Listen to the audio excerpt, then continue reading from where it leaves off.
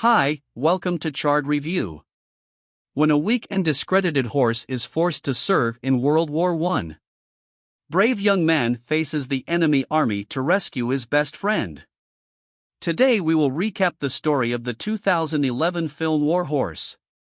In a small country town in England, Albert Narracott watches the horses in the field. Albert is completely obsessed by the animals and slowly approaches them, offering an apple in exchange for their friendship. A while later, old Ted Narracott arrives at the village fair and is prepared for the event where a horse auction will take place, which brings together all the men in the vicinity. The farmer finds a horse and is interested in it at first sight. His friends warn him that the animal is a weak, purebred foal and will not be good for plowing the field, but Ted doesn't care. Because it is this horse that he wants. And when the auction starts, the man makes the first bid. He feuds with Lyons, a rich arrogant guy who thinks he can buy everything with his money, and besides, he owns the farm where Ted and his family live. In the end, Ted wins the auction with a bid of 30 gold coins. However, everyone knows that the man will not have all this amount to acquire the animal because of his irresponsibility. The old farmer gets into trouble. His wife, Rose, is furious because the horse costs all the rent money for the family home. The woman, stressed, makes it clear that she wants the horse off the farm but will have no way of returning him before he is tamed. Ted is already an old man and has a bad leg, so he will not be able to train the horse. Then Albert, the Narracott's son, offers to train him. Albert is a young man with a passion for horses, so he gets closer and closer to the animal and gives him the name Joey. The next day, the young man insists on teaching Joey the whistling technique, as this is how the indigenous people call their horses. The kid is hopeful, and by speaking while looking directly into the animal's eyes, Albert makes the horse understand. Then, as he whistles, his partner obeys on the due date for the rent. Lyons collects payment for his farm. Ted doesn't have all the money to pay off the expense, but swears that his plantation will soon turn a profit. The patriarch completes by saying that he will use Joey to plow the field, but the collector does not believe in the horse's potential, nor in the family's plan. Still, he decides to allow them to pay him in October. Albert asks the owner what the consequence will be if they don't fulfill the agreement. And the evil man says he will take everything, including Joey, in the house. Ted is desperate to start planting, but the horse won't allow the farmer to put the plow in. Albert tries to talk, but his father is furious. The man prepares to sacrifice Joey, but his son calms him down and promises that they will get the field ready days later. The young man manages to connect with the horse. The animal still fears the plow, but its owner demonstrates in himself that the instrument will not hurt him. Ted, Lyons, and others are together to assist Albert and Joey's efforts. The landowner takes the opportunity to mock the farmer. He says that besides having a sick leg, Albert's old father is nothing but an alcoholic. Everyone watches as Albert tries to talk to Joey, but the trouble starts when the young man becomes convinced that giving the horse a lash would be the best way out. As soon as he hits his companion, the animal takes off running and drags the young man across the field. Over time, several people from the small town gathered to watch the young man's efforts to tame the horse. The hours pass and the rain comes. The animal is finished. And fatigue. So Lyons takes the opportunity to continue being cruel to the Narracott. And to top it all off, the evil one decides that later this week he will stop by the farm to evict the family for good. Albert is desperate, but he still trusts Joey. Therefore, he insists that the horse make an effort because everything depends on him. Then, as everyone is leaving, Rose and the young man's friend Andrew join in to assist the dynamic duo, who with great determination begin to plow the crop. After a long time, family and close friends go to the field and rescue Albert and Joey, who are exhausted. Rose then begins to treat the pair's injuries. They talk about Ted, and the son judges his father's alcoholism, but without knowing why he drinks so much. Rose explains that if Ted drinks, it is to forget his mistakes and not just for pleasure. He served as a sergeant in the Imperial Cavalry in the Boer War and was a decorated soldier. But he still regrets his terrible deeds, so that is why he is so closed off and drowns his sorrows in alcohol. Rose shows him the medal and military pennant that Ted is hiding. But Albert decides to take it, promising that he will return it after he honors his father. The next day, Albert goes out riding and ends up meeting David, the lion's son. The guy is going out with a girl, and they even bet on a car versus horse race. The girl is impressed by Albert and Joey, who manage to overtake the vehicle, but the young man discovers that his horse is not good with jumping because he trips over a small wall, which knocks the duo into a ditch, giving the victory to David. At night, a storm hits the Narracotts' thriving plantation, so all the turnips and destroyed. And the bad news did not stop for the next day. In the city, a military man announces that the bell is going to ring at 10 o'clock. Because the war between England and Germany has begun. This would be the First World War. Sometime later, Albert looks for Joey on the farm, but he has disappeared. The young man talks to his mother and instantly understands that his father was responsible for the animal's disappearance. Ted went to town in order to sell the horse to Captain Nichols. The man wants 40 coins for the horse, but Nichols intends to pay only 20. They negotiate, and Ted makes it clear that it is the best horse he has ever seen until Albert arrives and interrupts the two. The young man says that Joey would never serve for a combat mount, and he offers to serve in the war alongside his friend because the horse would only obey him. However, Nichols is reluctant. After all, the horse was now his, and still makes it clear that Albert was too young to go to war.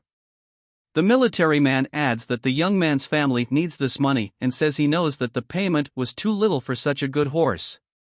He then promises that he will take care of the animal and do his best to get Joey safely back to Albert. The military begins to leave, so Albert goes to Joey and swears to his partner that they will meet again no matter what. After the oath, Albert presents Joey with his father's pennant. Then they leave for war at the English army base. The animal demonstrates just how rebellious he is. In the aftermath, the novice meets an experienced war horse Talk Thorn, who has Major Jamie's mount. The soldiers prepare their horses for a military exercise which will simulate their onslaught against the Germans. The race begins between the two rivals and Talk Thorn starts with an advantage, but Joey shows that he is fast and manages to overcome his opponent in the race. At the military base, Nichols wants to reassure Albert, so he writes a letter to the young man which is accompanied by a drawing of Joey because he wanted to show the young man that his horse looked great. The next day, the onslaught against the Germans begins. Nichols is worried because the enemy has 600 soldiers, which is twice as many as his troops. However, the invasion gets off to a good start. Enemy soldiers are surprised by the cavalry which storms the German camp furiously. They manage to knock out many of the opposing soldiers who even try but cannot escape. Nichols and Joey make a nice duo, so they manage to defeat some enemies through Nichols' sword. The invasion was going well, but the Germans managed to regroup in a nearby wood. They have high-caliber machine guns hidden in the vegetation and begin to open fire on the English. Many cavalrymen are shot down, including Nichols, who ends up dying in combat by contrast. Joey and Tuck Thorn are unharmed but are captured by the enemy army. The commander orders the wounded horses to be sacrificed and those that were unharmed would serve to carry loads to HQ, but if they could not bear the weight they would also be eliminated. However, a young German soldier, Gunther, had taken a liking to the animals. He goes to his superior and proposes that the mounts be used to transport the wounded. The high-ranking military man agrees. So Gunther and his younger brother Michael prepare the horses for this function. They try to put the harness on Talk Thorn, but the animal won't allow it. Then clever Joey approaches and gestures to his companion, showing that it would not hurt him. Thorn then allows the military to put the harness around his neck, and Gunther acknowledges that Joey is a special, well-trained horse. While transporting the wounded, Gunther notices that Joey was carrying Ted's military pennant, and unknowingly he picks it up and hides it at the farm. The Narracott family friend arrives with Nichols' letter to Albert. The young man is excited to see that it was Captain Nichols' notebook. He rejoices at his friend's drawings. But his happiness is short-lived, for he soon discovers that Nichols had been shot down. The young man worries about Joey since he was the captain's mount, so Albert decides to take action.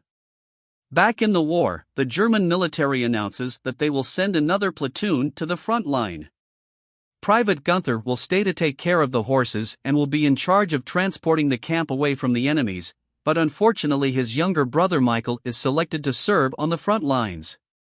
Gunther doesn't want his younger brother to take such a risk, but the little soldier says he has no choice. Hours passed in.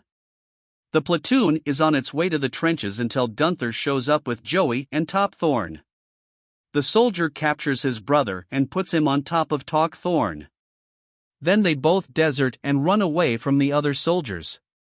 They arrive at a small mill in the countryside, and Michael worries because besides fearing that his father will be disappointed, he says he was ready to fight.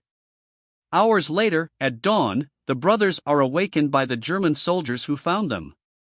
They surprise the duo and capture Michael and Gunther, who soon after end up paying for the defection with their lives. The two have been slaughtered but talk. Thorn and Joey are still in the mill and are found by little Emily. She is a young orphan girl living with her grandfather, old Bonner, who lies to the girl to keep her from being terrified of the war. But Bonner does not fool Emily, who insists that her grandfather tell her the truth, for she knows that her parents disappeared in one of the battles of the war. While the girl complains, the old man takes everything in good humor and even surprises his granddaughter by stuffing a spoon with liquid in her mouth. Emily then negotiates with her grandfather, saying that if he tells the truth, she would show him the horses in the mill. Joey then becomes Francois and talk. Thorn is named Claude. Emily is a stubborn girl who decides to adopt them both, even against her grandfather's wishes. The girl decides that she should train both of them, and the first exercise is jumping. She tries hard, but Joey, or rather Francois, can't jump at all. In one of the training sessions, the military came to raid Amiel's residence. The soldiers enter Bonner's farm as they needed food and supplies for the front line. They loot not only the harvest but also everything the two had. The men also noticed that the liquid that Bonner had given Emil was a type of medication, as the girl was suffering from an illness. Hours later, the military leave, but the trouble is not over. Emily reminds Bonner of his promise to tell her the truth on her birthday, and that this date is exactly the next day. Emile is sad and angry because she thinks her grandfather is a coward for having allowed the Germans to take everything they had. The old grandfather does not disagree. On the contrary, he knows he has no guts and confirms that the girl's parents were eliminated. In the war, the elderly man explains to the inexperienced Emily that there are various forms of courage. He uses the carrier pigeons as an example because they have to fly above all the chaos and cruelty of war without being able to look down, because they have to deliver the messages to the soldiers and then return home. Now the young woman who had disbelieved her grandfather becomes emotional and silent. The next morning, Bonner prepares a surprise gift for his granddaughter. He gives her a saddle that was his mother's so that the girl can ride her new horses. Emily prepares herself and chooses Francois as her mount. She climbs the hill with him, but breaks her agreement with her grandfather by delaying her return. So Bonner and Tuck Thorn decide to go see what has happened to the pair, only to witness the military cornering Emil and her horse. The men steal the two animals to be used to pull the artillery of war. Helpless to do anything, the granddaughter and grandfather let their horses go in the German camp. Tuck Thorn, who was clothed, is now called Prince. The two are cared for by the soldier Friedrich. One of the German commanders orders Prince to be put to pull the cannons, but the horse was wounded and would not hold the weight before he was sacrificed. His friend Joey steps in and offers to pull the artillery in his companion's place on the other side of the war in the trenches of France. Some soldiers are gathered together, and one of them is Albert, who was fighting, justifying Joey. Ironically, he is serving alongside his friend Andrew and David, who is now an officer. They are preparing to march against the enemy in the middle of the conflict. David is hit by a bullet, but Albert manages to rescue the young man and get him to safety. Andrew had stayed in the trenches to shoot Allied soldiers fleeing the fighting. But instead of finishing off the deserters, he decides to run to fight in the trenches. The friends and the rest of the English soldiers managed to advance against the Germans. They stormed the enemy trenches but are surprised by toxic gas attacks. Albert manages to escape, but Andrew is not so lucky. On the other side of the war, Prince and Joey are marching with the Germans, but Prince is very down. Friedrich tries to take care of the beautiful black horse, but he can't take his injuries. Joey is distraught at the departure of his colleague, so the soldiers are forced to leave them behind because the enemy is approaching. A war tank appears and scares Joey, but the horse manages to escape. He runs across the battlefield and jumps desperately between the trenches. The animal runs all over the war zone and is lucky not to be hit by weapons. However, its impatience and lack of jumping skills were its problems. The fallen horse ends up tangled in the barbed wire scattered around the site and gets stuck. The other day, the English soldiers spot Joey some mistake for a cow, but soon realized that he was a horse. Everyone tries to call the animal somehow, but nothing works because the point was that the horse was stuck. Among all the British military, the only one brave enough to help him was Colin. The soldier goes to Joey and carries a white flag with him, showing that it was a moment of truth. When he approaches the horse, he sees that Peter, a German soldier, was also there to help. The two team up to free the animal and chat amicably, even though they are on opposite sides of the war. The pair manage to help Joey, but soon begin a conflict to see who would stay on the horse.